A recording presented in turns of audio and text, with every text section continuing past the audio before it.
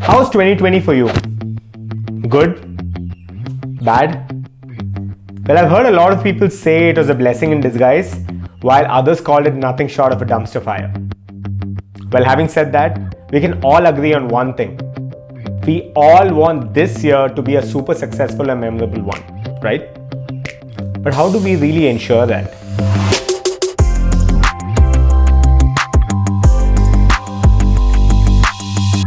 Let's talk about this from the perspective of goals that you want to achieve by the end of this year. More often than not, these goals are lifestyle changes or habits that you want to build that don't just stop at the end of this year just because you've achieved them, but truly becomes an integral part of you. And I know this was the kind of video that I should have released maybe late last year or maybe a little earlier on this year, but it's never too late, right? Speaking from personal experience, this whole goal setting syndrome has happened way too often to me.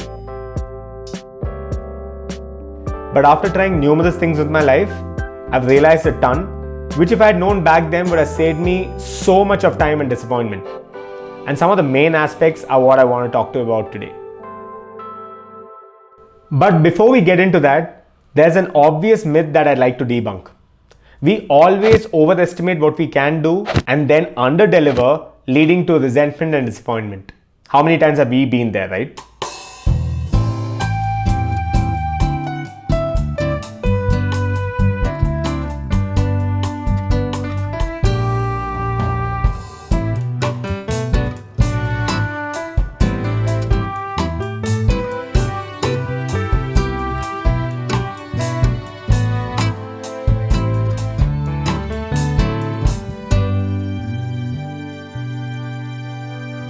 We might think that we're super capable of doing pretty much anything, but it's only when time comes to act is when we realize that nothing's going according to plan.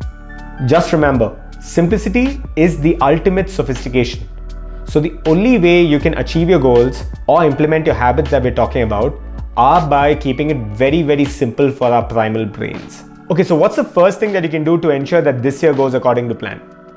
Just pick a maximum of 3 things to change or focus on this year. 3 things when you do achieve by the end of this year, you can look back and say, hey, 2021 was well worth my time. You don't need to pick 3. If you pick just 1, then perfect. The lesser, the better in my opinion. But then again, we're all overachievers, right? The next step is where most people already fall off the wagon, because everyone can come up with ideas, right? Everyone's an innovator, everyone's an inventor, but when it comes to acting on these ideas, okay, so now is when you break these goals into actionable items. Simply saying I want to be super fit or I want to grow my Instagram is not going to get you anywhere. You need to come up with actionable items that can be tracked on a day-on-day basis, which kind of tell you that you're inching towards your goals. You do not rise to a level of your goals, you fall to a level of your systems. I'm sure there's something that you might have heard of before, but if you haven't, then I would highly recommend giving this book Atomic Habits a read. And if you'd like me to talk about important takeaways from a book such as this, then do let me know in the comments below. So yeah, instead of focusing on goals, think about having systems and action-based environments to ensure success. Let me give you a few examples that I'm sure would help you. If you're planning on saving money, then simply proclaiming to the world that you're going to save money and then write it down in a so-called mood board is not going to get you anywhere. Instead, the simplest thing you can actually do is have a threshold of expenses or a limit that you don't cross every month, or you put a portion of your salary every month into an FD or RD as soon as it's credited into your account. If you're planning on going down the healthy route, then get your workout clothes in order the previous night itself.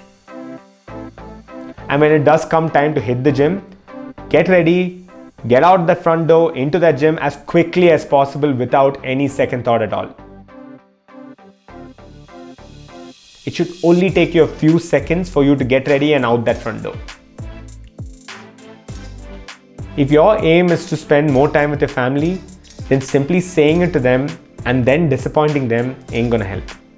If work's the one to blame, then pick a time either prior to which or post which you don't work at all.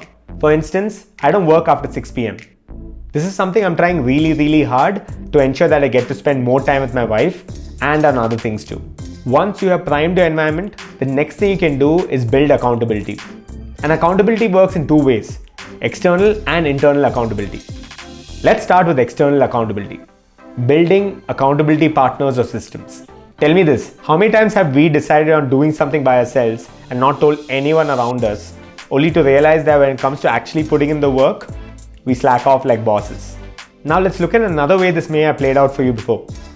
You actually tell someone what your plans are, and just because of the societal pressure or drive, you actually decide to stick to it and actually get the work done. You can leverage the same thing here to ensure that your goals or aims for this year stick to.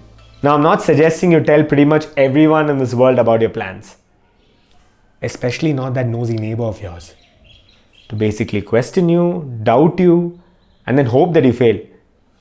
The idea here is to find a partner that shares maybe similar goals that you have, and in a way that you both can keep track of each other and push each other on in a good way.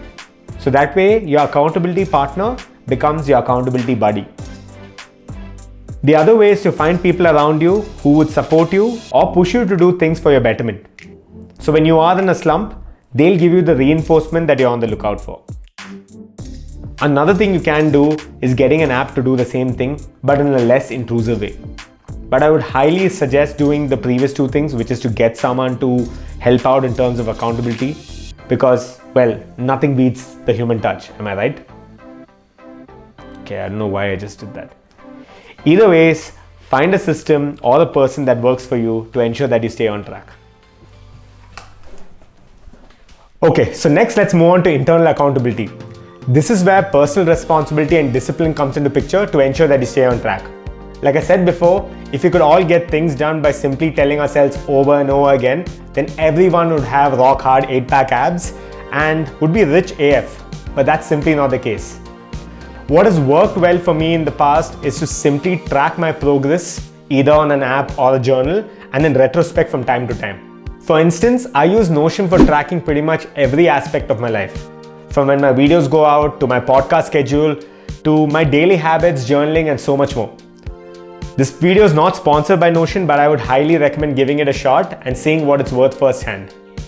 It's free.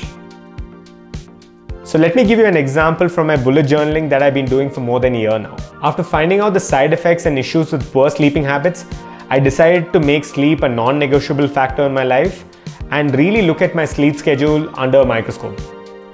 I have been tracking my sleep regularly to ensure that I get a minimum of 7 to 8 hours of sleep on an average. This helps me know if I was on track the last month or not, and it also puts things into perspective when I combine it with other parts of my bullet journaling as to what went wrong on a particular day and what actually worked when it comes to my slumber. Another big reason why I track all of this is because it motivates me day on day. Every time I look at my previous progress, and if I've been consistent even for a short duration, it really pushes me to ensure that I stay on track. It gets me out of the slump. So this gives me the reinforcement to keep up my personal responsibility that I was talking about earlier. Internal accountability, check. By the way, a quick bonus thought here.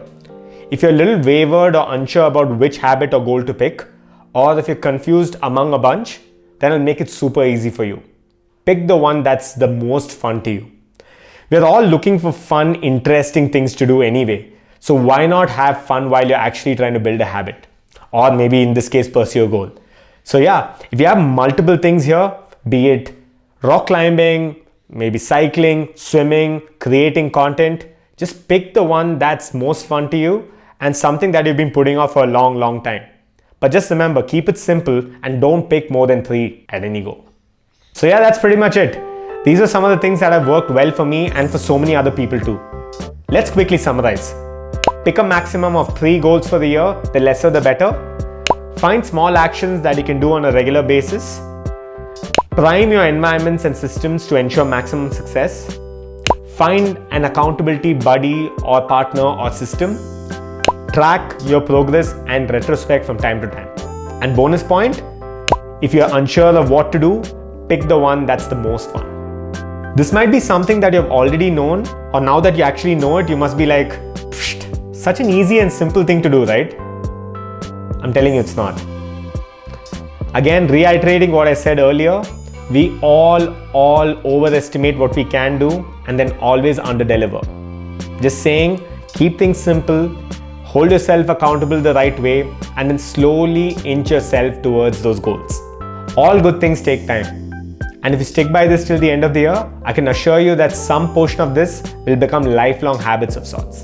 By the way, another wonderful thing happens if you keep things going with your habits or goals, which is that you start setting bigger goals on top of these ones. And before you know it, you're leading an overall better life and your lifestyle has completely been revamped and you're on your way to become the perfect you. So yeah, that's pretty much it. If you like this video, then don't forget to hit the like button. These kind of videos with a lot of narration and B-rolls take a whole lot of research, planning and time and effort. And what will really help is if you could just simply smash that like button. So yeah, if you like the video, hit that like button right now. Also, you can do a little of the accountability bit by letting me know in the comment section below if there is certain goal or aim that you're currently working on for the year, or maybe this video has inspired you to take up one. Let me know in the comment section below. I'll keep my fingers crossed for both you and I that we achieve our goals for the year. And especially knowing where we're at right now, I think we all need to support each other. And yeah, we're all in it together. Thanks for watching. Do subscribe to the channel if you haven't done so already. I release weekly content around self-development, personal growth, intentionalism, and so much more. This is something that you would definitely want to stick around for. If you like to grow, improve, and one-up yourself, you would certainly dig my video podcast series. I sit down and have meaningful conversations with creators, entrepreneurs, freelancers, and so many more personalities. The feedback and traction has just been phenomenal, and I would highly recommend checking it out. I shall leave the links to the show in the description. And if you'd like to connect with me and see what it takes to be a creator, entrepreneur, and a podcaster without being formally trained in any of these fields, then you can connect with me on Instagram. Again, link is in the description. Thank you, and I'll catch you guys in the next one.